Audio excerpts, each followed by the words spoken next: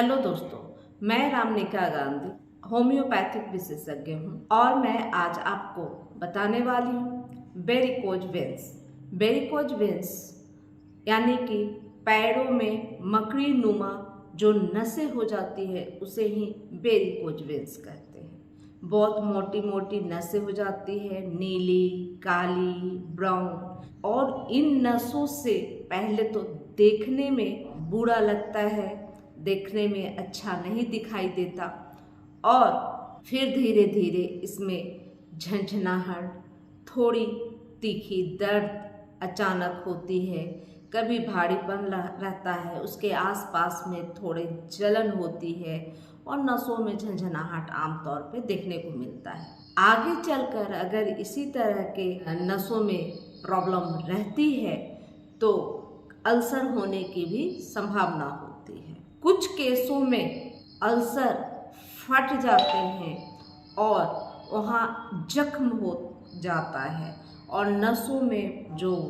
नसों से बहुत ज़्यादा ब्लडिंग होने लगती है। ऐसी स्थिति होने पर हमारे होम्योपैथिक में इसका बहुत अच्छा, सुरक्षित व सुगम निदान होता है। क्योंकि एलोपैथिक में सर्जरी एक समाधान होता है, लेकिन वह बहुत सावधानी व बहुत खर्चों वाले होते हैं, बहुत कष्टकारी होते हैं। जबकि होम्योपैथिक से अगर वेरिकोज वेन्स का निदान किया जाए तो यह बहुत ही सुगम, सुरक्षित और आरामदायक होता है। तो इसलिए होम्योपैथिक में लोग दवाते हैं जब बीमारी बहुत ज़्यादा बढ़ जाती है। अगर बीमारी जल्द की हो, बीमारी तुरंत ही हो रही हो और व्यक्ति सजग हो, तो वैसी स्थिति में होम्योपैथिक से तुरंत ही निदान किया जा सकता है। लेकिन अगर बीमारी बढ़ी भी हो तो वैसी स्थिति में भी होम्योपैथिक निदान करती है, लेकिन वक्त लगता है। इसलिए होम्योपैथिक चिकित्सा करानी हो तो या तो पहले होम्योपैथिक के पास जाए, और या अगर आपने लेट कर दिया है तो पेशेंस जरूर रखें। जब भी होम्योपैथ चिकित्सक से मिले तो उन्हें अपनी बीमारी से होने वाले उत्पन्न समस्याओं के बारे में बताएं, अपनी मनोस्थिति को बताएं। विस्तार से बताने के बाद ही आपके लिए आपके होम्योपैथिक चिकित्सक एक अच्छी दवा का चयन कर सकते हैं और उस दवा से आप आराम पा सकते हैं। आराम पाने में भी थोड़ा वक्त लगता है और इस वक्त के लिए पेशेंस रखना जरूरी है। मैं आपको बहुत बार इन सब बातों को बता चुकी हूँ, लेकिन लोग समझ नहीं पाते कि होम्योपैथिक है क्या, होम्योपैथिक कैसे बीमारी को ठीक करती है। इसलिए जब भी अपने चिकित्सक के पास जाते हैं तो या तो बीमारी का नाम वह जानते हैं तो वो नाम ही बताते हैं, विशेष चर्चा नहीं करते, अपनी मनोस्थिति नहीं बताते, अपने माहौल के विषय में वह चर्चा नहीं करते, अपनी तकलीफ़ों का विशेष विवरण नहीं देते। तो इसकी वजह से दवा का चयन करने में डॉक्टर को असुविधा होती है। आपको वीडियो दे चुकी हूँ और अपने अनुभवों को भी शेयर कर चुकी हूँ।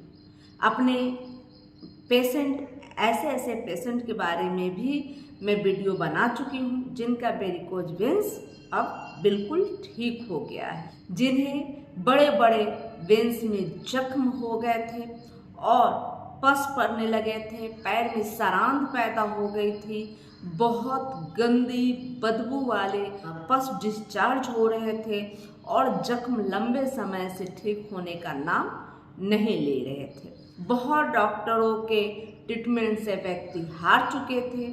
ऐसी स्थिति में मैंने उन्हें उस अवस्था में ठीक किया है जबकि वो बिल्कुल, उनके जो वेन्स थे बिल्कुल खराब हो चुके थे और सर्जरी ही एक उनके पास ऑप्शन था।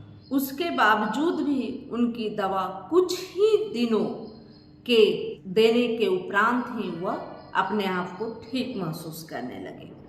तो आज भी मैं अपने उन्हीं अनुभवों के साथ प्रस्तुत हूँ और मैं आपको यह बताने जा रही हूँ कि जब भी वेरिकोज वेन्स हो तो वेरिकोज वेन्स हर व्यक्ति के अंदर अलग अलग सिम्टम लेके आते हैं, अलग अलग लक्षणों, अलग अलग समस्याओं से उत्पन्न होते हैं और अलग अलग समस्याओं को उत्पन्न करते हैं। जैसे किसी व्यक्ति को वेरिकोज वेन्स है तो उनके पास रीजन यह है कि उनके माता पिता को भी थी तो उन्हें भी यह हुआ है, यानी कि जेनेटिक डिसऑर्डर।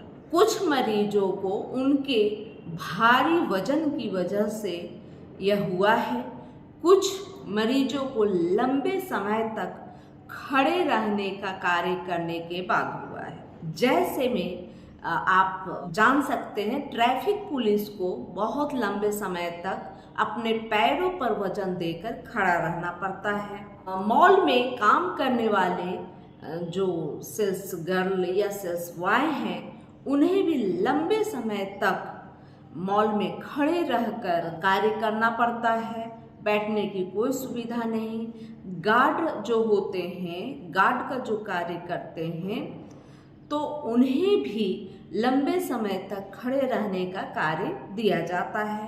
उसी प्रकार आप वकील लोग भी लंबे समय तक खड़े रहते हैं, तो ऐसी स्थिति में उन्हें भी वेरिकोज वेन्स होने की संभावना बनी रहती है। ऐसी स्थिति में यह जरूरी नहीं कि व्यक्ति मोटा ही हो, थुलथुला ही हो जिसकी वजह से यह हुआ।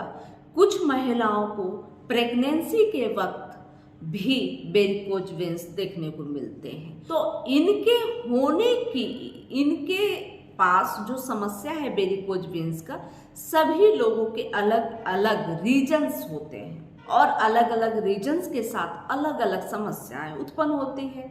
बहुत सारी महिलाओं को मेनोपॉज के वक्त वेरिकोज वेन्स देखने को मिलता है। तो वैसी स्थिति में आप अलग अलग चिकित्सा होती है और बहुत लोगों को पैरों में जलन होती है, दर्द होता है, बहुत लोगों को भारी लगता है, बहुत लोगों को झंझनाहट होता है, किसी को कई समस्या एक साथ होती है, किसी को एक दो समस्याएं होती है। तो सभी समस्याओं को मद्देनजर रखते हुए ही होम्योपैथिक दवा का चयन किया जा सकता है। इसलिए आप जब भी होम्योपैथिक चिकित्सक से मिलते हैं तो आप अपनी बीमारी की होने की रीजन्स बताएं और आप क्या क्या सिम्टम उत्पन्न हो रहे हैं, क्या क्या तकलीफें उत्पन्न हो रही है फलाने बीमारी के साथ, वह भी विस्तार से बताएं। ऐसे में वेरिकोज वेन्स में अब बात करते हैं कि आपको दो तरीके से इसका ट्रीटमेंट करना होता है। वेरिकोज वेन्स अगर आपको हो रही है, स्टार्ट हो रही है, तो आपके नस थोड़े उभरे उभरे लगते होंगे। ज़्यादा देर आप खड़ा रहते हैं तो आप देखते होंगे कि आपके पैर में थोड़ी सी सूजन आ रही है और नसें उभड़ कर दिखने लगी है, नीली नीली नसें दिख रही है। तो आप समझ सकते हैं कि आगे चलकर यह नसों में वेरिकोज वेन्स हार्ड हो सकता है और यह बढ़ सकता है। तो वैसी स्थिति में आप अपने पैरों को थोड़ा मूवमेंट करते रहिए। अगर बैठने की कोई सुविधा नहीं है तो पैरों में थोड़ा सा हलचल कीजिए, ऊपर नीचे लेफ्ट राइट कीजिए। तो ऐसी स्थिति में थोड़ा सा आपके जो खून का सर्कुलेशन है वह बढ़ेगा। कुछ मामलों में ऐसा देखा गया है कि बहुत देर खड़े रहते हैं और वेरिकोज वेन्स हो चुकी है, उसके बावजूद भी व्यक्ति ध्यान नहीं देता। तो वैसी स्थिति में आप जब भी रात को सोए तो पैर को थोड़ा हाइट में ले जाए, तकिया रख दे या कुछ बिस्तर वगैरह रख दे जिससे पैर थोड़ा हाइट में हो जाए। इससे क्या होता है कि वेरिकोज वेन्स असल में होता क्या है यह पहले जान लें। वेरिकोज वेन्स हमारे जो हृदय से पंपिंग होती है जो ब्लड, वो हमारे आर्टरियों के माध्यम से पूरे शरीर में फैलता है। लेकिन अगर आप बहुत लंबे समय तक खड़े हैं तो यह पैरों में ज़्यादातर संभवतः होता है। कभी कभी यह पूरे शरीर के नसों में भी हो सकता है। तो वेरिकोज वेन्स अगर पूरे शरीर के नसों में होता है तो इसका यह मतलब है जब पंपिंग करके जब हृदय हमारे शरीर के पूरे आर्टरियों में सभी जगह भेजती है ब्लड, तो उनके वॉल्व्स जो होते हैं वह कमज़ोर हो जाते हैं। सभी जगह ब्लड तो चले जाते हैं, लेकिन जब वापस फेफड़ों की तरफ फिल्टर होने के लिए, ऑक्सीजन लेने के लिए ब्लड आनी होती है तो वह पहुंच नहीं पाती, क्योंकि उनके जो वॉल्व हैं जो उन्हें पंपिंग कर रहे हैं, उन्हें ऊपर की तरफ प्रेशर करके भेजते हैं, वह ढीले हो जाते, कमज़ोर हो जाते किसी कारण से, या कहिए जेनेटिक कारण से, या कहिए आपको किस तरह की कठिन क्रॉनिक बीमारी है उसकी वजह से भी यह होता है। तो इसके वजह से वॉल्व खराब होते हैं तो वो हमारे आर्टरियों में, जैसे पैर हमारे बहुत हृदय से दूर होते हैं इसलिए उसमें ज़्यादा होने की संभावना होती है, और बहुत ज़्यादा खड़े रहने या पैर को लटका के रखने वाली जो वर्क होती है, लंबे समय तक बैठे रहने वाले लोग होते हैं, उनमें यह पैरों में ज़्यादातर संभवतः होती है। तो ऐसी स्थिति में पैर को जब लटका के बैठने की जब स्थिति आती है तो कोशिश करनी चाहिए कि अपने चेयर पर ही पैर को पलाथी मार लें। कुछ समय तक ऐसे रखिएगा तो पैर का ब्लड है वो जमा नहीं हो पाएगा। तो इस तरह से भी आप उपाय कर सकते हैं। अपने खाने में पौष्टिक आहार ले, कैल्शियम युक्त ले, विटामिन सी युक्त ले, विटामिन B12 युक्त ले, जिससे आपके बॉल में तंदुरुस्ती आएगी। तो ऐसे भी आप अपना केयर कर सकते हैं। उसके अलावे आप थोड़ी मसाज भी कर सकते हैं। उसके अलावे आप होम्योपैथिक मेडिसिन लेंगे तो कंप्लीट आप ठीक हो सकते हैं बिना सर्जरी के। तो सबसे खास दवाई होम्योपैथिक में हेमामेलिस को मानी जाती है। हेमामेलिस लेने से बहुत जल्दी ही आपको आराम होता है। वैसी स्थिति में जब आपके वेरिकोज वेन्स की नसें नीली काली पड़ गई हो और बहुत ज़्यादा उभर कर निकली हुई हो, आपकी नसें बहुत ज़्यादा मोटी मोटी हो गई हो, आपके आर्टरी में बहुत ज़्यादा रक्त जम रहा हो, तो वैसी स्थिति में हेमामेलिस सर्वोत्तम दवा है वेरिकोज वेन्स के लिए।